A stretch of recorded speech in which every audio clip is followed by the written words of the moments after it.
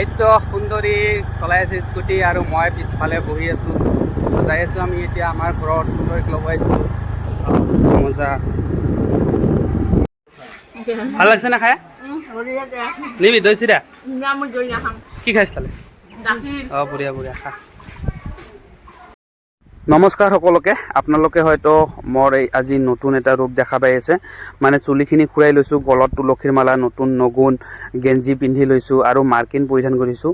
তো আজি হৈছে মোৰ দেউতাৰ বাৰ্ষিকী অৰ্থাৎ বছৰেকীয়া। দেউতাই এৰি থৈ যোৱা আমাক এবছৰ সম্পূৰ্ণ হ'ল। সেই মৰ্মে আমি বছৰেকীয়া আয়োজন কৰিছোঁ। আপোনালোকে সকলোৱে আশীৰ্বাদ কৰিব যাতে দেউতাৰ আত্মাই চিৰশান্তি লাভ কৰে।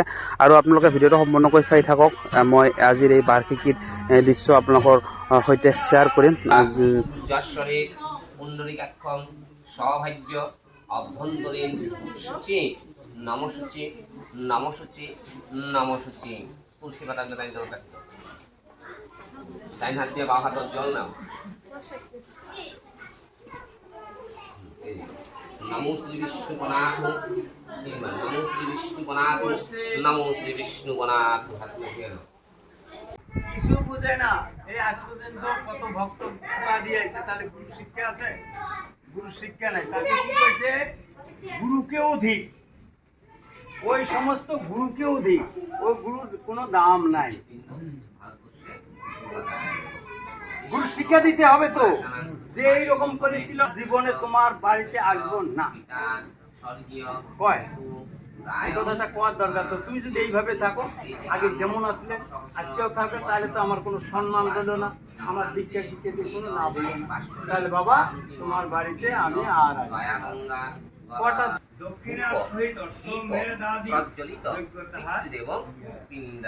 কেউ যদি এটা পাঠ শুনে পড়েন, হয়তো একটু দক্ষিণা সহকারে, তাহলে কি যিনি যেটা পাঠ করেন তিনি মুক্ত এবং সুখী হন এবং সকল প্রকার মহাপাপ পরিহার। সত্যতে তার দাপট করে 4 যুগে আমরা জন্মেছি, তার ফলে আজকে জন্মিয়েছি। কেন জন্মিয়েছি? আমরা সৎ কর্ম করে নেই, তার জন্য আমরা উদ্ধার হতে পারি নাই, তার জন্য আজকেও জন্মিয়েছি। এখন যদি নাম কীর্তন করা যাবে তাহলে 4 যুগের পাপ তাপ অপরাধ আছে সব এখানে পিণ্ড গয়া গচ্ছ সাগরায় আসলে সবাই ভক্তি দিবে।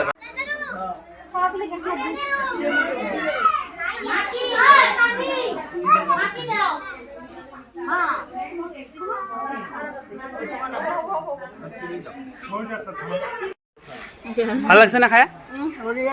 নিবি দৈ চিৰা কি খাইছ তালে? অঁ বঢ়িয়া বঢ়িয়া খা। দিনত যিখিনি নিয়ম নীতি আছিলে সেইখিনি সম্পূৰ্ণ হ'ল, মানে বছৰেকীয়া সম্পূৰ্ণ হ'ল। এতিয়া ৰাতি মাছ পৰচ হ'ব। তো আমাৰ নিয়মত মাছ পৰচ কৰে, সেইমতে মাছৰ ব্যৱস্থা কৰিছোঁ আমি। চাওক এতিয়া মাছ কাটি আছে আৰু এইফালে মানে ভাইটিয়ে মছলাখিনি মিক্সাৰ কৰি আছে, যিহেতু বহুত মছলা লাগিব। একদম নহৰুৰ পৰা জলকীয়াৰ পৰা আদাৰ পৰা আদি কৰি সকলোবিলাক ভাইটিয়ে মানে মিক্সাৰ কৰি আছে। লেতেৰা থাকিব। এইটো সুন্দৰী চলাই আছে স্কুটি আৰু মই পিছফালে বহি আছোঁ। যাই আছোঁ আমি এতিয়া আমাৰ ঘৰত সুন্দৰীক ল'ব আহিছোঁ। মজা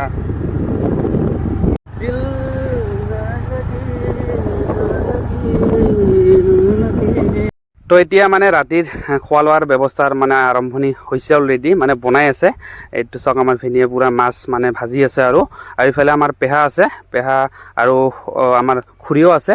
তো ৰাতিৰ খোৱাৰ ব্যৱস্থা এইফালে আৰম্ভ কৰা হৈছে অলৰেডি, মানে সন্ধিয়া লাগিব। আৰু ৰাতিত বহুত মানুহ নিমন্ত্ৰণ কৰিছোঁ, যিখিনি মানুহখিনি গোটেই আহিব আমাৰ গাঁৱৰ, সেইমতে আমি ব্যৱস্থা কৰি আছোঁ। তো চাই থাকক আপোনালোকে ভিডিঅ'টো। ভাল পালে নিশ্চয় লাইক কৰিব, কমেণ্ট কৰিব, আৰু নতুনকৈ চাই থাকিলে মোৰ ভিডিঅ'বিলাক শ্বেয়াৰ কৰি দিব আৰু মোৰ পেজটো ফ'ল' কৰি দিব। ইউটিউবত চালে মোৰ ইউটিউব চেনেলটো ছাবস্ক্ৰাইব কৰি দিব। তো ভিডিঅ'টো সম্পূৰ্ণকৈ চোৱাৰ বাবে আপোনালোকক সকলোকে ধন্যবাদ জনাইছোঁ। আৰু আপোনালোকক শেষত এটাই অনুৰোধ জনাইছোঁ, আপোনালোকে আশীৰ্বাদ কৰিব যাতে দেউতাৰ আত্মাই চিৰশান্তি লাভ কৰে। আৰু চাওক এইখিনি হৈছে মেইন দৃশ্য, মানে যি মাছ পৰচ কৰিছোঁ এইখিনি খোৱা বস্তুখিনি প্ৰথমতে আমাৰ দেউতাক মানে বৰাই দিব লাগে আমাৰ নিয়মত। তো আমি দুই ভাই মিলি আমি ভাই ককাই মিলি মানে এইখিনি দেউতাৰ নামত আগবঢ়াই দিছোঁ। এইখিনি গ্ৰহণ কৰাৰ পিছত আমাৰ অলৰেডি মানুহ আহি গৈছে সমাজৰ আৰু গাঁৱৰ মানুহবিলাক। তাৰপিছত সেই মানুহখিনিক আমি যি আমি ব্যৱস্থা কৰিছোঁ ৰাতিৰ মাছ প্ৰসাদ সেইখিনি বিতৰণ কৰিম। তো আপোনালোকে ভিডিঅ'টো সম্পূৰ্ণকৈ চোৱাৰ বাবে সকলোকে ধন্যবাদ জনাইছোঁ।